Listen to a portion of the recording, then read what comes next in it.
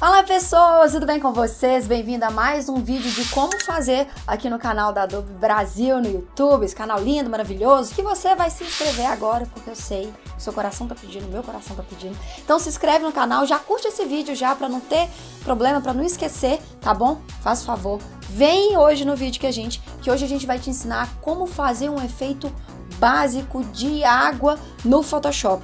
Um efeito que já existem outras maneiras de se criar, existem plugins para se fazer, existem formas diferentes de criar esse efeito, mas vem acompanhar com a gente essa forma e esse efeito básico de como criar uma água para os seus trabalhos, para os seus projetos. Bora lá?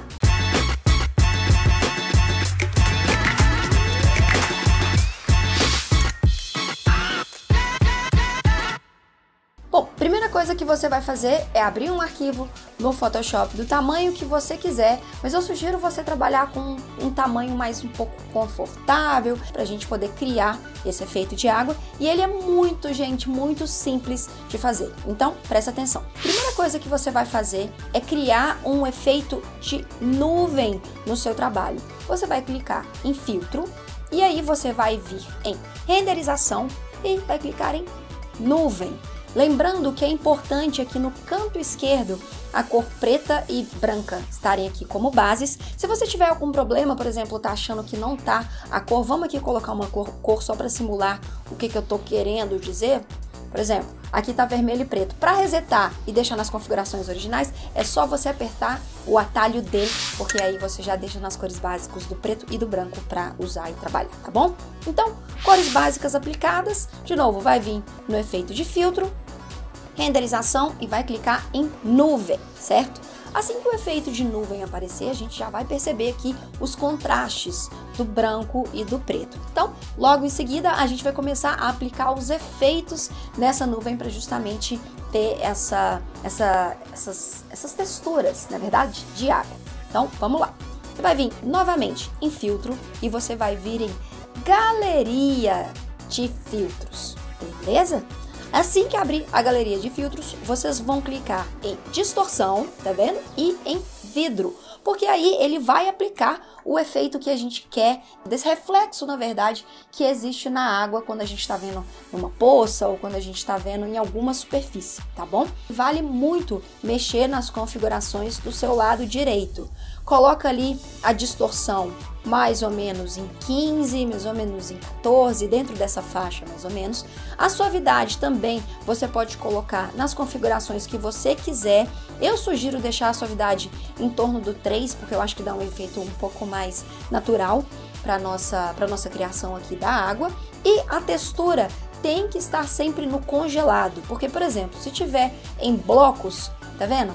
Ele não dá o efeito de água que a gente quer.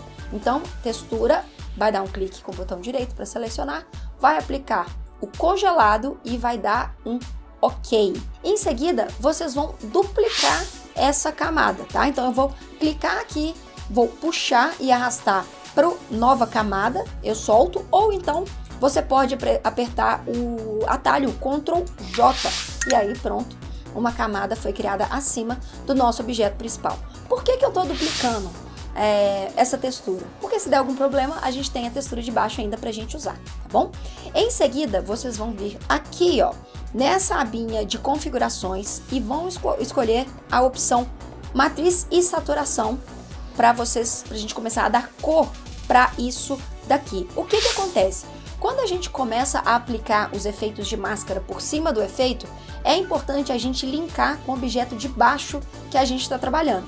Então, matriz e saturação selecionado, vocês vão apertar o atalho Ctrl Alt G para jogar todas as configurações nessa matriz de saturação que a gente está usando para a camada de baixo, certo?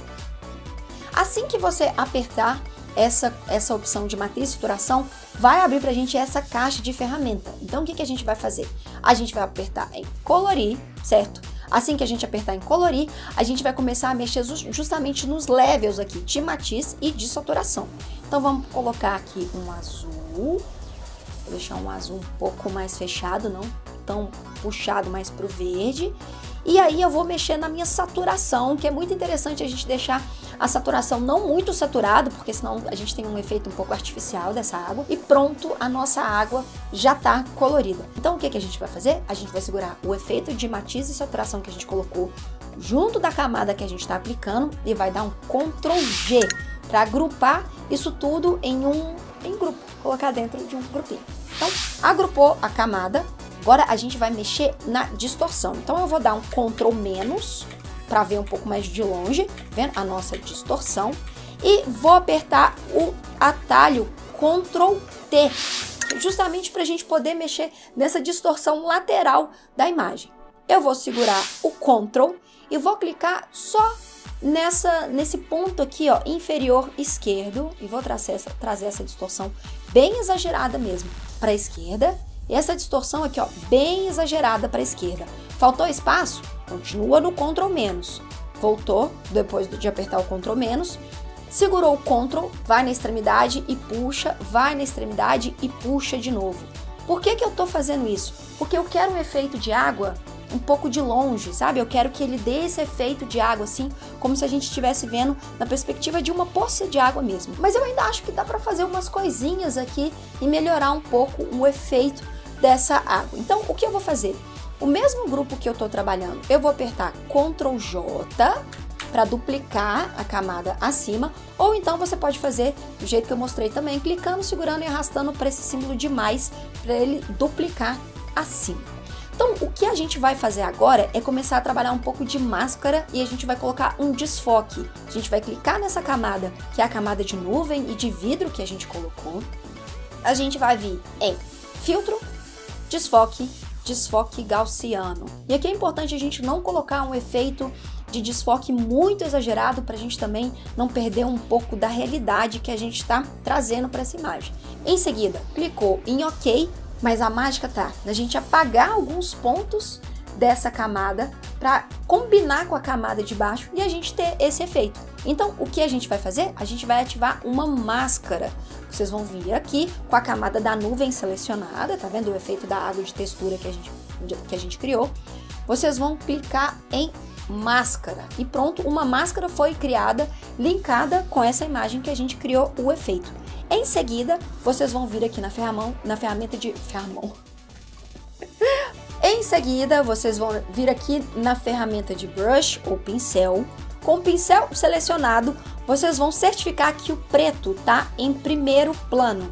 E aí, o que a gente vai fazer? A gente vai colorir, na máscara que a gente fez, alguns pontos de preto. Então, o que eu vou fazer? Eu vou deixar esse primeiro plano que a gente tá vendo aqui da água um pouquinho mais desfocado e pro fundo ele vai perdendo um pouco esse foco e ficando um pouco mais nítido. Então, eu vou vir aqui e vou apagando. Tá vendo que lá na nossa camada, do lado direito, tem as manchas pretas? Ali onde tem essas manchas pretas, eu tô clicando e deixando a água desfocada em uns pontos, focada em outros pontos, porque a gente quer realmente trabalhar com efeito de água e com esse efeito de câmera aprofundando.